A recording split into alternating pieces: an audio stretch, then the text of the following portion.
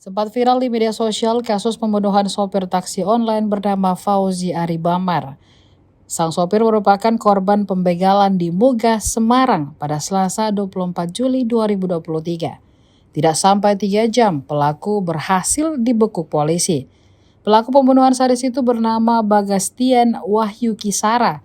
Bagas merupakan warga Kabupaten Karangajar, Jawa Tengah yang mengaku bekerja di Semarang. Hal itu diungkapkan Bagas saat konferensi pers di Mapolrestabes Semarang pada Selasa 25 Juli 2023.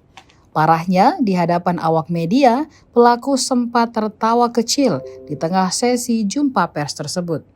Kala itu polisi tengah menanyakan alasan Bagas melakukan aksi pembunuhan tersebut.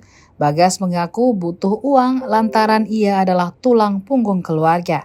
Bagas mengatakan baru 2 bulan menjadi tulang punggung keluarga seusai ayahnya masuk penjara karena kasus pembobolan ATM di Yogyakarta. Dikatakan Bagas yang merasa tak mampu memenuhi permintaan sang ibu untuk membiayai kuliah adiknya. Hingga akhirnya ia merencanakan pencurian mobil yang berujung membunuh sopir taksi online tersebut.